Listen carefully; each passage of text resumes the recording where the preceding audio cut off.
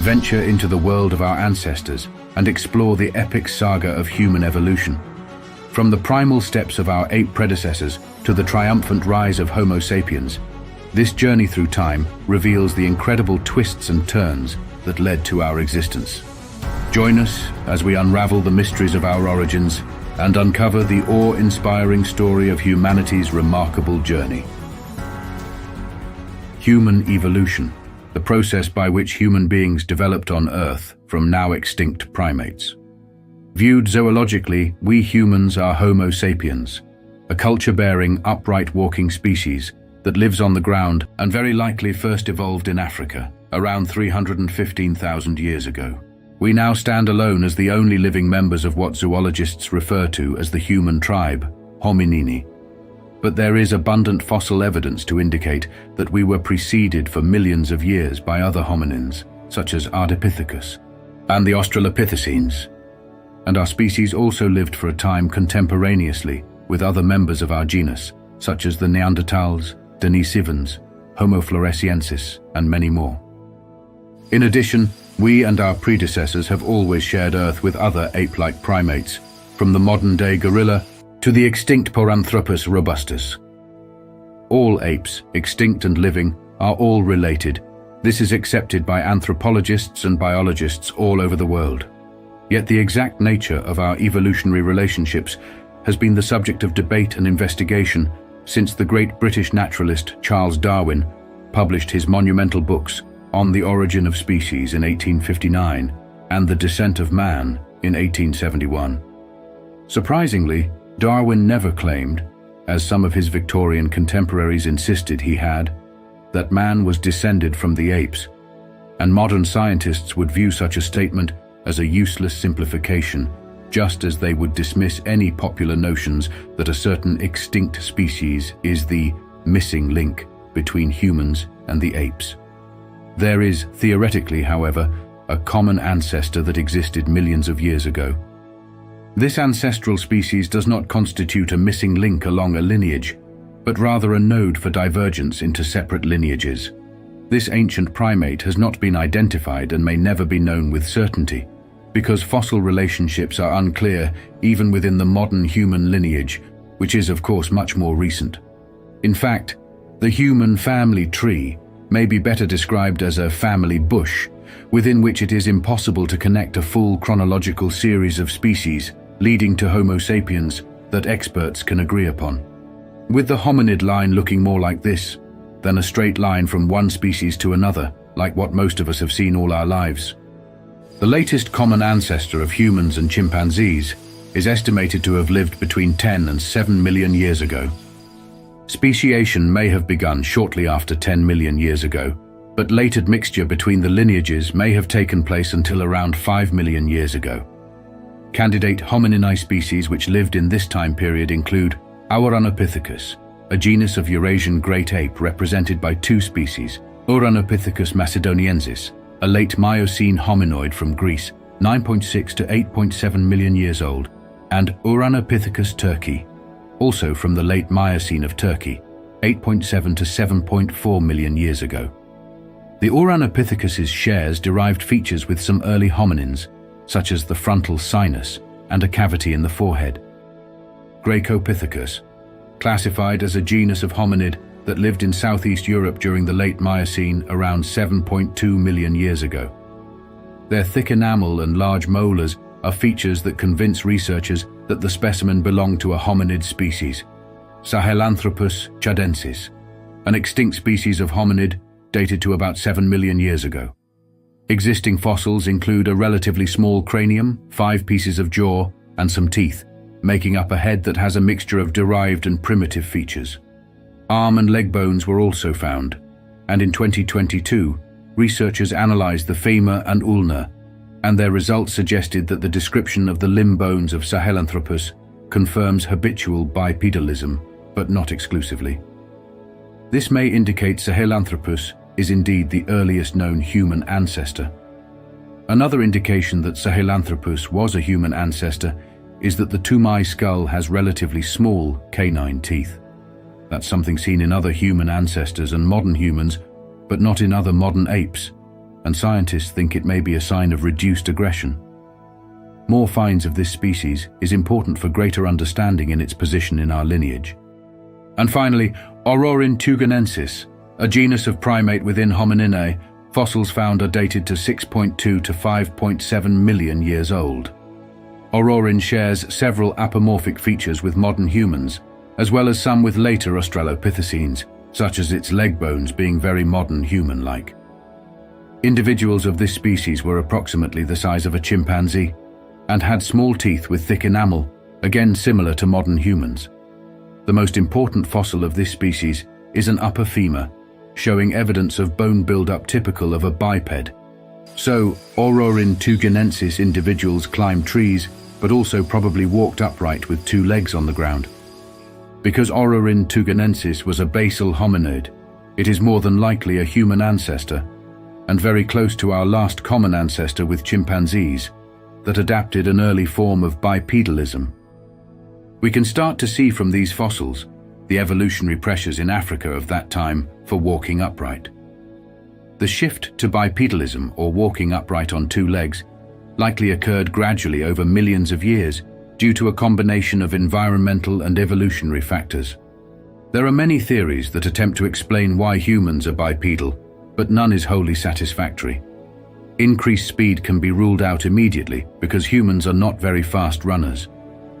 Some theories suggest that changes in habitat, such as the transition from forests to more open savannas, may have incentivized our early ancestors to walk upright to see over tall grasses and cover longer distances more efficiently while foraging for food.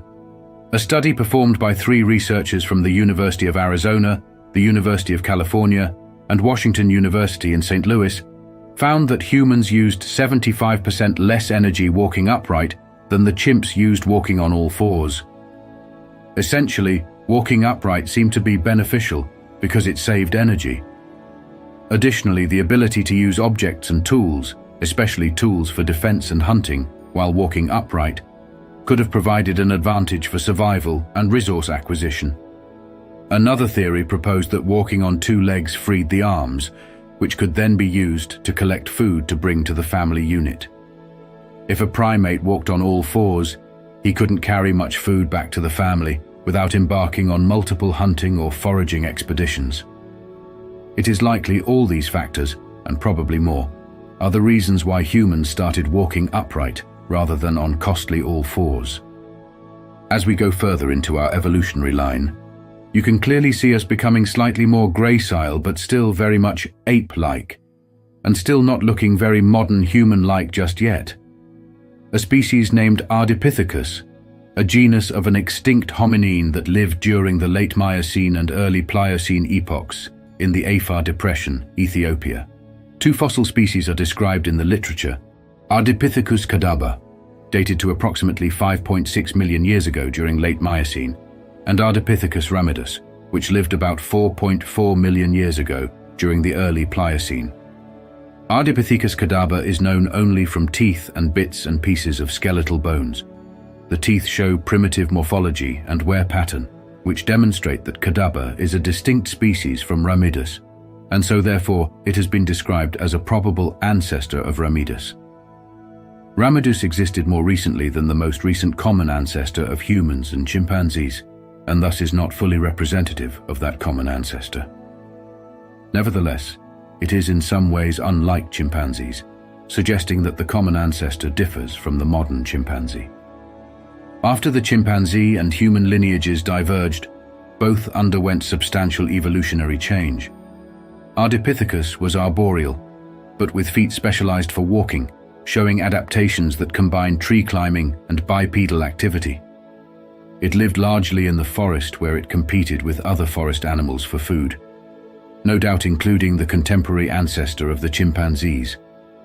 The canine teeth of ramidus are smaller and equal in size between males and females, which suggests reduced male-to-male conflict, increased pair bonding, and increased parental investment. Thus, fundamental reproductive and social behavioral changes probably occurred in hominids long before they had enlarged brains and began to use stone tools. But still, if we go by brain size for intelligence and cognition, Ardipithecus still only had a brain size of between 300 and 350 cubic centimeters, which on average is actually smaller than the modern bonobo and chimpanzee brain. The size of the brain increased, along with presumed intelligence, came with the well-known Australopithecines, a group of extinct primates closely related to, if not actually ancestors of, modern human beings, and known from a series of fossils found at numerous sites in eastern, north-central, and southern Africa. The various species of Australopithecus lived roughly 4.4 million to 1.4 million years ago, during the Pliocene and Pleistocene epochs. The oldest Australopith was Australopithecus afarensis, found in East Africa.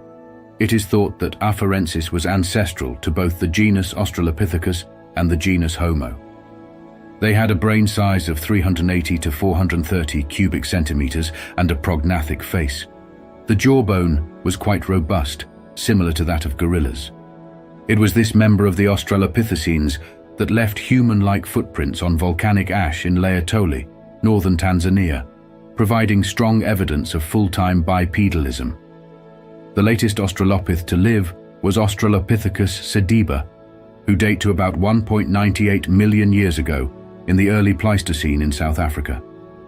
It is known from a partial juvenile skeleton, the holotype MH1, and a partial adult female skeleton, the paratype MH2. MH1 has a brain volume of about 420 to 440 cubic centimeters, similar to other Australopithecines. The brain configuration appears to have been mostly Australopithecine-like, but the orbitofrontal cortex appears to have been more human-like, which is involved in the cognitive process of decision-making. The face of MH1 is also strikingly similar to Homo instead of other Australopithecines, with a less pronounced brow ridge, cheekbones, and prognathism, and evidence of a slight chin.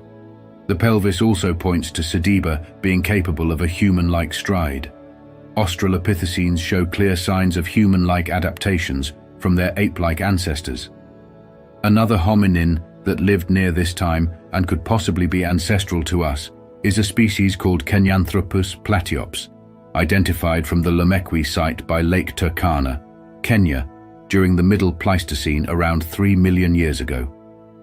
Before its naming in 2001, Australopithecus afarensis was widely regarded as the only Australopithecine to exist during the Middle Pliocene, but Kenyanthropus evinces a greater diversity than once acknowledged.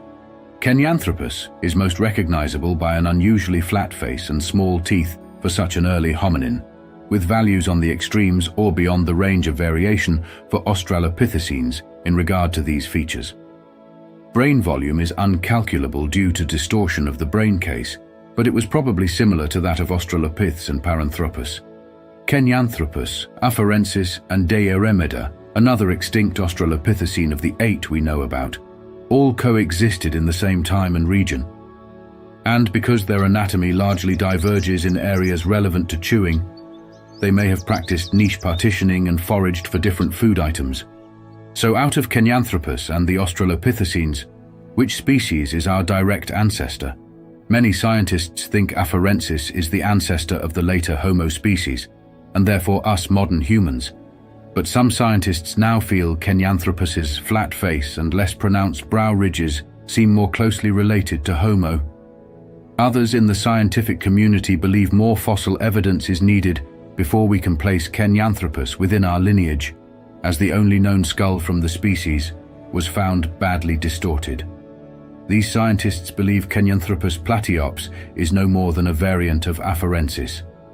And remember, if they are in fact different species, our family tree is more like a bush, and therefore interbreeding between the two may have occurred, and both of their genomes could have made their way down the line and into ours today. During the period from our split from the chimpanzee last common ancestor to the time of the Australopithecines, significant environmental changes occurred in Africa. These changes included a shift from predominantly forested habitats to more open grasslands and savannas due to factors such as climate change, tectonic activity, and the drying of the African continent. This transition likely influenced the evolution of our hominin lineage in several ways, such as our diet. The transition from forested habitats to grasslands may have led to changes in diet, with a shift towards more diverse and possibly harder to reach food sources, which could have influenced the development of tools and hunting strategies among early hominins. Changes in habitat may have affected social structures and behavior also among early hominins. For example, the need to cooperate in group activities such as hunting or defending territory may have become more pronounced in open environments compared to dense forests. The challenges of navigating and surviving in changing environments may have also driven increases in brain size and cognitive abilities over time, as early hominins adapted to new ecological niches and social dynamics. And obviously bipedalism, as mentioned earlier in the video. Overall, the environmental changes during this period likely played a significant role in shaping the evolutionary trajectory of our hominin ancestors, ultimately leading to the emergence of species more closely resembling modern humans. Next, there are two potential hominin species that may be directly ancestral to us, a topic that continues to be debated among scientists. Some scientists even group them together as the same species. First up is Homo rudolfensis, who lived around 2.4 million years ago until around 1.8 million years ago in eastern Africa, specifically northern Kenya, northern Tanzania, and Malawi. There is only one really good fossil of this Homo rudolfensis, and it has one really critical feature: a brain case size of 775 cubic centimeters, a big leap from their Australopithecus predecessors, and considerably above the upper end of the other debated human ancestor I will get to after this. Rudolfensis didn't have the heavily built jaw and strong jaw muscle attachments seen in robust early humans. These anatomical differences likely indicate different diets between Rudolfensis and earlier Australopith species capable of more powerful chewing. They lived in a predominantly a grassland environment, although no associated archaeological evidence was found with any Homo rudolfensis remains. They were living at a time when it is known that human ancestors were making tools. The next hominin is considered to be our direct ancestor over Rudolfensis and is regarded by some as the first human to walk the planet. Hence the name Homo habilis, meaning handy man. The difference between the two to warrant being distinct species is Rudolfensis's larger brain case, longer face, and larger molar and premolar teeth compared to Homo habilis. Other than that, they are very similar in appearance.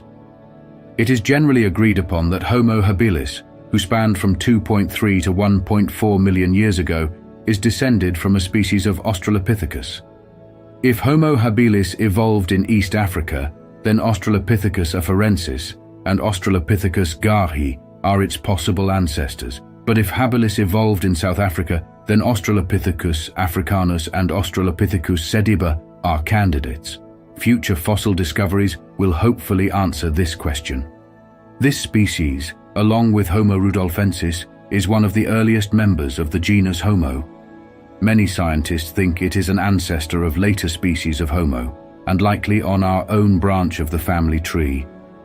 It had a slightly larger brain of 610 cubic centimeters, some actually as low as 500, but some as high as 800, and had a smaller face and teeth than in Australopithecus or older hominin species. But it still retains some ape-like features, including long arms and a moderately prognathic face, which leads to some scientists to rather call it Australopithecus habilis, rather than assign it to the genus Homo. A big reason why most scientists think it does belong in the genus Homo is because of habilis's increased cranial capacity and comparatively smaller molar and premolar teeth of the fossils, a human-like foot, and hand bones that suggested an ability to manipulate objects with precision. Furthermore, scientists suggest they were also the first to manufacture the Oldowan stone tool industry. Oldowan tools were a widespread stone tool archaeological industry style in prehistory. These early tools were simple, usually made with one or a few flakes chipped off with another stone. The system included choppers, scrapers, and pounders. They mainly used the tools in the butchering of animals. A massive step in human evolution, although it is not thought habilis hunted the animals themselves, and instead are thought of as a scavenger hominin. Homo habilis lived in a predominantly grassland environment. The climate was becoming cooler and drier, and this may have been the impetus for new feeding strategies that included scavenging and tool use. Chemical analysis suggests that this species was mainly vegetarian, but did of course include meat in their diet. Habilis groups are suggested to have numbered 70 to 85 members. This configuration would be advantageous, with multiple males to defend against open savanna predators such as big cats, hyenas and crocodiles of their time.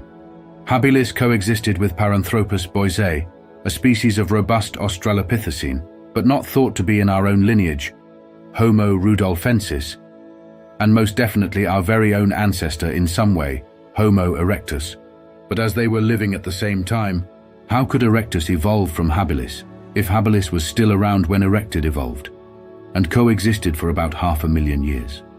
The theory being is a group of habilis may have been reproductively isolated, and only this group developed into Homo erectus. This is called cladogenesis. This event usually occurs when a few organisms end up in new, often distant areas, or when environmental changes cause several extinctions, opening up ecological niches for the survivors and causing population bottlenecks and founder effects, changing allele frequencies of diverging populations compared to their ancestral population. The events that caused these species to originally separate from each other over distant areas may still allow both of the species to have equal chances of surviving, reproducing, and even evolving to better suit their environments while still being two distinct species due to subsequent natural selection, mutations, and genetic drift.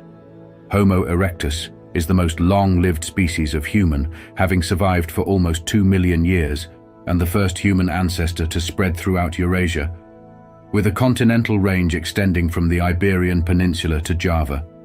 They were also the first human to possess modern human-like body proportions, with relatively elongated legs and shorter arms compared to the size of the torso, unlike all hominins before. These features are considered adaptations to a life lived fully on the ground, with the loss of earlier tree climbing adaptations. They had the ability to walk and even run long distances. There is fossil evidence that this species cared for old and weak individuals, and why it is, in my opinion, the first true human.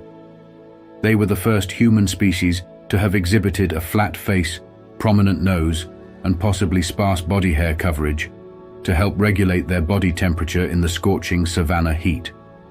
Like modern humans, Homo erectus varied widely in size, ranging from 4 feet 9 inches to 6 feet 1 inches in height and 40 to 68 kilograms in weight, thought to be due to regional differences in climate and nutrition. Among primates, this marked of a response to environmental stressors called phenotypic plasticity is only demonstrated in modern humans. Also, like modern humans, and unlike other great apes and earlier hominids, there does not seem to have been a great size disparity between Homo erectus males and females. Though the species' brain size certainly exceeds that of ancestor species, capacity varied widely depending on the population. For example, the average brain size of Asian Homo erectuses was about 1,000 cubic centimeters, while smaller-brained specimens have been found in Dmanisi, Georgia, averaging only 631 cubic centimeters, and specimens on the island of Java, averaging 780 cubic centimeters. Overall, Homo erectus's brain size varies from 546 to an astonishing 1,251 cubic centimeters, which is greater than the range of variation seen in modern humans and chimps, though strangely less than that of gorillas. 251 cubic centimeters also falls in line with the lower end of some modern Homo sapiens brains.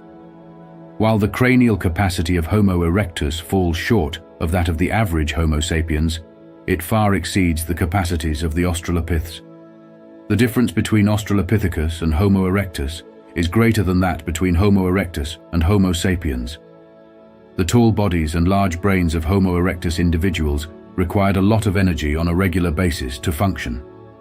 Eating meat and other types of protein that could be quickly digested made it possible to absorb nutrients with a shorter digestive tract, another new adaptation, making more energy available faster. Soon after, we see evidence in the fossil record of the earliest Homo erectus, about 1.9 million years ago, We see evidence in the archaeological record for the first major innovation in stone tool technology, about 1.76 million years ago. Known as the Acheulean stone tool industry, it consisted of the creation of large cutting tools like hand axes and cleavers. Increased reliance on a broader set of tools may have helped Homo erectus survive during changing climates. It is this, along with numerous butchering sites of large animals across Africa and Eurasia, that has led scientists to believe that Homo erectus was an apex predator, suggesting the development of predatory behavior and coordinated hunting. The brain, body size, and manufactured equipment of Homo erectus were so superior to those of Australopithecus and Homo habilis that it is highly probable that food collecting techniques, including hunting, were also better. Many scientists hold that Australopithecus and habilis were more scavengers than hunters, perhaps at best opportunists who seized their chance when a weak, young, sick, or aged animal crossed their paths. Indeed, many of the animal bones found in Australopith deposits are of juvenile and old individuals. Although larger animal bones have been recovered from habilis deposits, these have exhibited tooth marks of non-human predators as well as cut marks. Homo erectus, on the other hand, seems to have been a confirmed hunter whose prey included animals of all sizes and age groups. It is also postulated to have been the earliest human ancestor capable of using fire. Evidence here lies in Kenya, at Kubi Fora, as far back as 1.5 million years ago, and in South Africa, Wonderwerk Cave, an astonishing 1.7 million years ago. These first firekeepers are thought to have simply transported to caves and maintained naturally occurring fires for extended periods of time, or only sporadically when the opportunity arose. Seafaring evidence here is their Acheulean artifacts discovered on isolated islands of Flores, Timor and Roti in Indonesia that were never connected to land. This is estimated around 800,000 to a million years ago. Homo erectus was the only known human capable of this at this time. Art, with evidence being engravings on a shell with geometric markings drawn into it. They were also the earliest human to have intentionally collected red-colored pigments, namely ochre, found at Olduvai Gorge, Tanzania. Venus of Tantan and Venus of Barakat Ram are also postulated to be crafted by Homo erectus to resemble a human form. They were mostly formed by natural weathering, but slightly modified to emphasize certain grooves to suggest hairline, limbs, and eyes. The former has traces of pigments on the front side, possibly indicating it was colored. Art-making capabilities could be considered evidence of symbolic thinking, which is associated with modern cognition and behavior. And it looks like it started here with Homo erectus.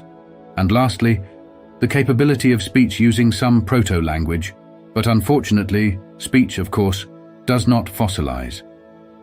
The transition from Homo habilis or rudolfensis to Homo erectus marks a significant leap in our evolutionary journey. It is now we really start to see ourselves in the Homo lineage, but this is where the term, the muddle in the middle, gets its name.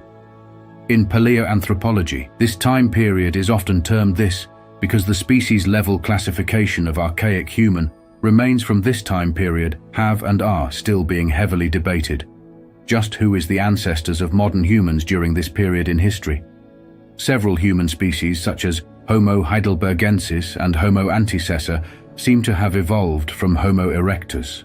With antecessor, there is still debate over how they are related to other Homo species and where they sit on our evolutionary bush. This is a controversial species designation. In 2020, Enrico Capellini, a geneticist at the University of Copenhagen, completed a mass spectrometry study, a technique that can sort out a sample's chemical composition, including the peptides that make up proteins, to analyze proteins in a sliver of enamel from an 800,000-year-old Homo antecessor molar from Gran Dolina. And it was concluded antecessor falls as a sister group, close, very close, to the branch that leads to us, and is not a direct ancestor of us or the Neanderthals. The most popular theory now is that modern humans are directly descended from Homo heidelbergensis. Comparison of Neanderthal and modern human DNA suggests that the two lineages diverged from a common ancestor, most likely Homo heidelbergensis, sometime between 400,000 to 800,000 years ago, a fairly wide range, and it is still being debated by scientists. Between 600,000 and 200,000 years ago, the climates of Africa and Europe experienced a series of warm and cool phases, and the move from Africa to Europe subjected these people to generally colder climates. About 300,000 years ago, a severe cold dry period began, and the Sahara became a barrier to movement between Africa and Eurasia, although movement may have been possible between Europe and Northern Asia. At this time, populations in Africa and in Europe were isolated from one another, and regional differences began to appear, with the European Heidelbergensis branch leading to Neanderthals, and the African branch, sometimes called Homo rhodesiensis, leading to Homo sapiens. Proponents of this wide concept of Heidelbergensis assert that the mosaic of primitive and derived features shared by this group of fossils is unique, with few traits linking them exclusively to either modern humans or Neanderthals. Homo heidelbergensis is thus hypothesized to be the last common ancestor of both Neanderthals in Eurasia and Homo sapiens in Africa. This scenario is the most popular and well supported at present. Homo heidelbergensis is a species of human that is identified in both Africa and Western Eurasia from roughly 800,000 years ago onwards until as recently as 200,000 years ago. In comparison to early Pleistocene Homo erectus, Homo heidelbergensis had a much more modern human-like face, with larger brain case and flatter face than older early human species. Some differences between heidelbergensis and Homo sapiens were their large brow ridges and low foreheads. Their brain cases also were more elongated from front to back than in Homo sapiens. Their average brain size also took a slight leap from Homo erectus, averaging a volume of about 1,260 cubic centimeters, ranging from 1,100 to 1,390 cubic centimeters. They were in the same height and weight range as us. Males averaged 5 feet 9 and 62 kilograms, females 5 feet 2 and 51 kilograms. Some experts believe that Heidelbergensis acquired a primitive form of language. Heidelbergensis had a modern human-like hyoid bone, which supports the tongue and middle ear bones capable of finely distinguishing frequencies within the range of normal human speech. Judging by dental striations, they seem to have been predominantly right-handed, and handedness is related to the lateralization of brain function, typically associated with language processing in modern humans. So it is postulated that this population was speaking with some early form of language, although of course this is impossible to verify, but it is likely they did. It was the first early human species to live in consistently colder climates. Their wide, robust bodies were likely an adaptation to conserving heat. This early human also broke new ground. It was the first species to build shelters, creating dwellings out of wood and rock. Although a circle made by Homo erectus with volcanic rocks used to maybe support poles stuck into the ground, possibly to support a windbreak or a rough hut, was discovered in Olduvai Gorge, so they might lose this title with more evidence of ancient human construction. The tools made by Homo heidelbergensis were mostly used for hunting and butchery. Most of their tools were of the type previously used by Homo erectus. These were large stone tools with flakes removed from two sides to produce the bifacial stone hand axes, cleavers, and carvers classified as Mode 2 technology.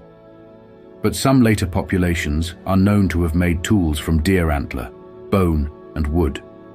These materials were modified into scrapers, hammers, and sophisticated wooden throwing spears. These spears were made of soft spruce wood and were made to be between 7 and 8 feet long. These were used for hunting large animals for food, although the hides may also have been useful, especially in colder areas. The fossilized bones of these animals have shown that large animals including rhinos, hippopotamus, bears, horses, and deer were targeted. These animals were skillfully hunted, then butchered in an orderly fashion that suggests that these people were working in advanced, cooperative groups. No forms of sophisticated artifacts other than stone tools have been uncovered yet, although red ochre, a mineral that can be used to create a red pigment which is useful as a paint, has been found at Terra Amata excavations in the south of France. There is evidence that Heidelbergensis was capable of controlling fire, by building hearths or early fireplaces by 790,000 years ago in the form of fire-altered tools and burnt wood at the site of Gesher Beno Yaakov in Israel. One site in Atapuerca, northern Spain, dating to about 400,000 years ago, shows evidence of what may be human ritual, as scientists have found bones of roughly 30 Heidelbergensis individuals that were deliberately thrown inside the pit, also known as the Pit of Bones. Alongside the skeletal remains, scientists uncovered a single well-made symmetrical hand axe, illustrating the improved tool-making ability of Heidelbergensis from earlier hominins. So as you can see from these advanced modern human traits, how we got to who we are today, through millions of years of evolution, countless species that adapted, changed, developed, and interbred with other human species. We get to us, Homo sapiens, the pinnacle of sophistication and advancement in the natural world. These crucial evolutionary adaptations enabled us to assert our dominance and influence over the world we inhabit today. But let's not forget, our exact evolutionary line also led to our favorite cousins, the Neanderthals. While we are not descended from them, they have to be worth mentioning in our story. After all, we did interbreed with them numerous times over thousands of years, and everyone outside of sub-Saharan Africa can thank them for up to 4% of our genome. According to new studies, even inhabitants of sub-Saharan Africa have around 0.3% of Neanderthal genes. In all, about 20% of distinctly Neanderthal gene variants survive in modern humans today. Some of the DNA is found in parts of the human genome that are associated with skin and hair, maybe giving our ancestors thicker hair and skin that helped them cope better with the colder climate. Other DNA inherited from Neanderthals seems to be involved in boosting immunity, perhaps providing a quick fix against local infections. But it's not all good news. Neanderthal DNA in modern humans seems to also be associated with diseases such as diabetes, lupus, and Crohn's disease, which causes inflammation of the gut. The negative effects in modern humans may have been triggered by changes to our lifestyles over thousands of years. It seems that our Neanderthal inheritance has brought both benefits and disadvantages. The Neanderthals evolved slightly before us, the oldest potential. Neanderthal bones date to 430,000 years ago, compared to 315,000 for Homo sapiens. Neanderthals lived life a lot like us, with very sophisticated technology. It includes the Mousterian stone tool industry, an array of advanced tool-making techniques that produced hand axes, racloirs, spearheads, and points. They had the sophistication and ability to create fire, build cave hearths to cook food, keep warm, and defend themselves from predators, make adhesive birch bark tar, craft clothing, weave, go seafaring through the Mediterranean, make use of medicinal plants, treat severe injuries, store food, and use various cooking techniques such as roasting, boiling, and smoking.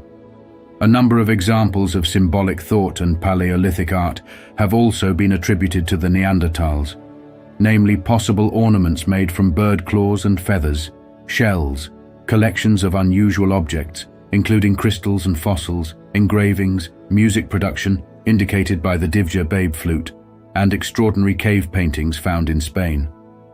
Neanderthals were likely capable of speech, possibly articulate, although the complexity of their language is not known, as, of course, language does not fossilize.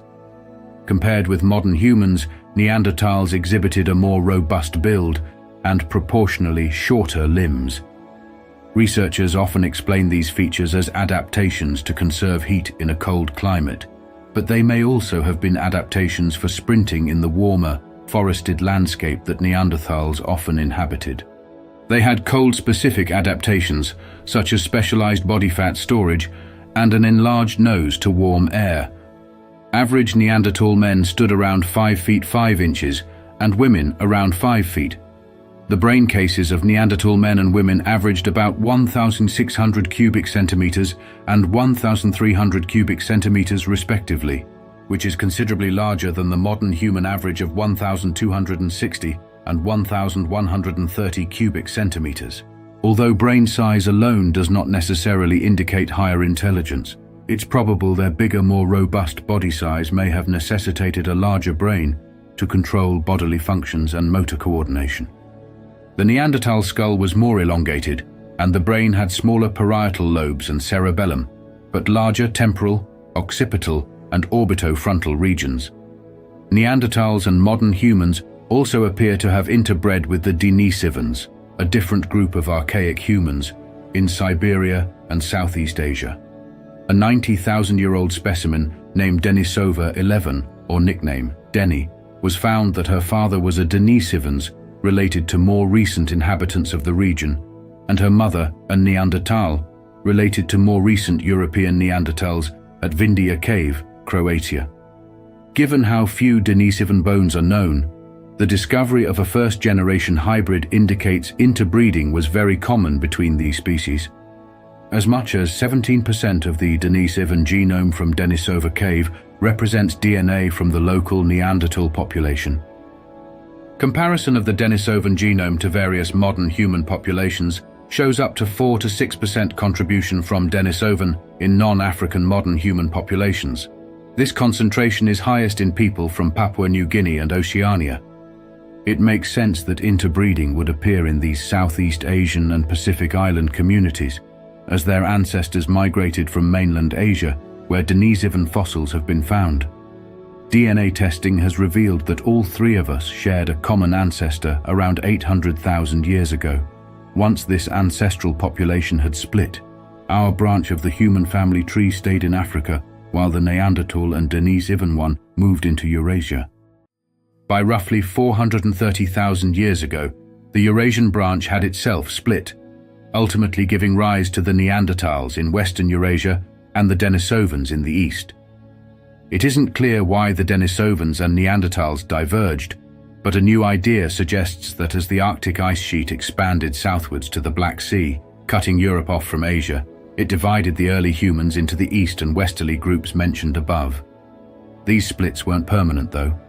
After tens of thousands of years of independent evolution, members of the three populations met and interbred. It wasn't until 2010 that scientists announced that the Denisovan existed. So much about them remains unknown. However, fossil and genetic evidence suggests the Denisovan lived across a wide range of areas and conditions, from the cold mountains of Siberia and Tibet to the jungles of Southeast Asia.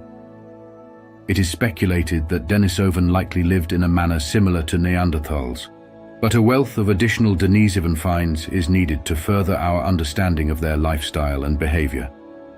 When we, Homo sapiens, arrived on the scene some 315,000 years ago, we joined other human species, including Homo erectus, heidelbergensis, floresiensis, naledi, luzonensis, neanderthalensis, and the Denisovans, and possibly more human species yet to be discovered. In Africa, archaic alleles, consistent with several independent admixture events in the subcontinent, have been found. It is currently unknown who these archaic African hominins were. Maybe it was one of these archaic humans, or another undiscovered human. Ancient DNA data from a 4,500-year-old Ethiopian highland individual, a 2,000-year-old South African individual, and a South Central African individual of an unknown time, someone in the last 8,000 years, has clarified that some West Africa populations have small amounts of excess alleles, best explained by an archaic source in West Africans that is not included in the pre-agricultural Eastern African hunter-gatherers, Southern African hunter-gatherer populations, or the genetic gradation between them. The West African groups carrying the archaic DNA include Yoruba from coastal Nigeria and Mende from Sierra Leone, indicating that the ancient DNA was acquired long before the spread of agriculture and likely well before the Holocene, 11,600 years ago. Such an archaic lineage must have separated before the divergence of San ancestors, which is estimated to have begun on the order of 200 to 300,000 years ago. In Eurasia, hominin presence begun at least 2 million years before present.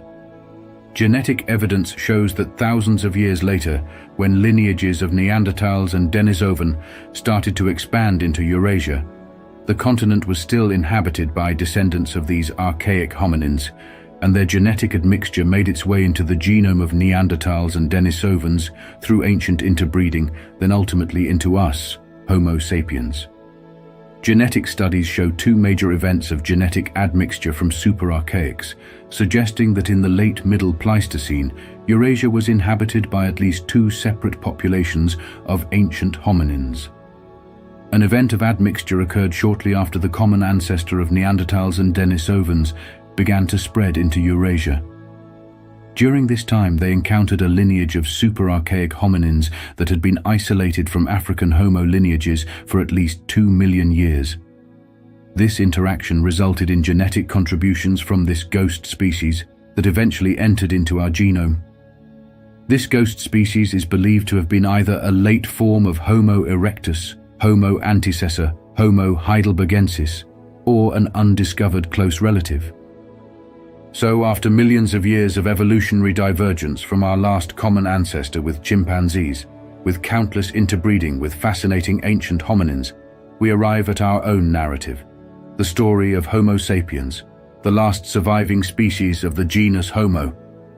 We are great apes characterized by our remarkable adaptability, high intelligence, and advanced cognitive abilities that allows us to develop highly complex tools and form complex social structures and civilizations. Homo sapiens living today have an average brain size of about 1,350 cubic centimeters, which makes up 2.2% of our body weight. Early Homo sapiens, however, had slightly larger brains at nearly 1,500 cubic centimeters. It is not known why our brains have slightly shrunk. For at least 90% human history, we were nomadic hunter-gatherers, just like our ancestors. Our bodies were thinner and less robust than earlier human species, and indicate a reduction in muscle size from earlier humans. Because of a big increase in intelligence, we simply may have not needed to be as strong as previous humans. The earliest Homo sapiens had a relatively simple culture, although it was more advanced than any previous species. Life for ancient hunter-gatherer tribe members was deeply intertwined with nature. They had an intimate understanding of their surroundings, including the behavior of animals, plant cycles, and natural resources.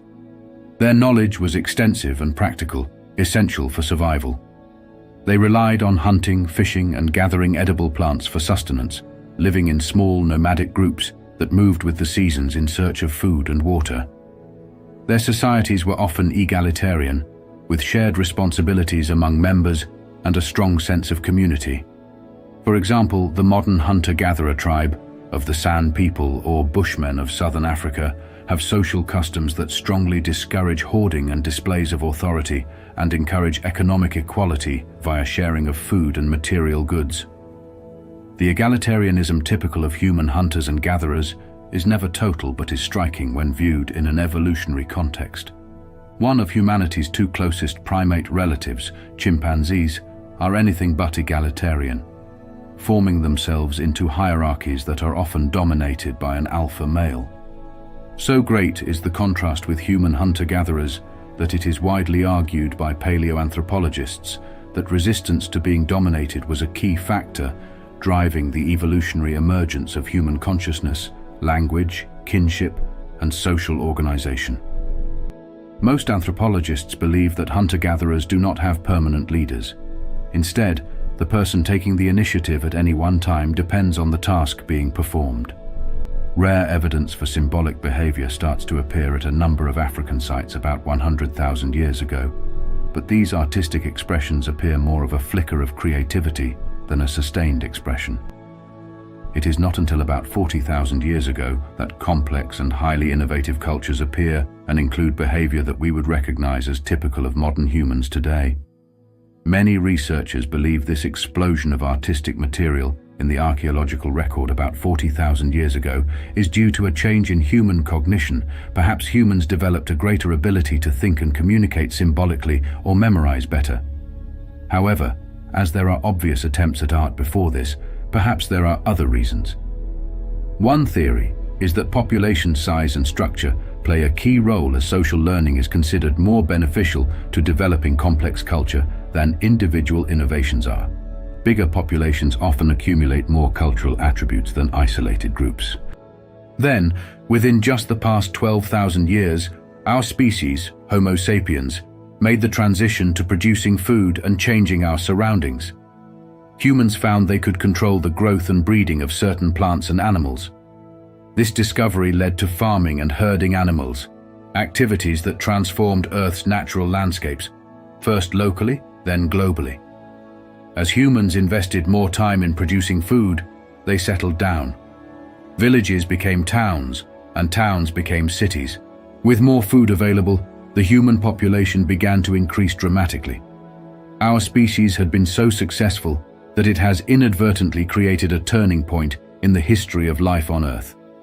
Modern humans evolved a unique combination of physical and behavioral characteristics, many of which other early human species also possessed, though not to the same degree.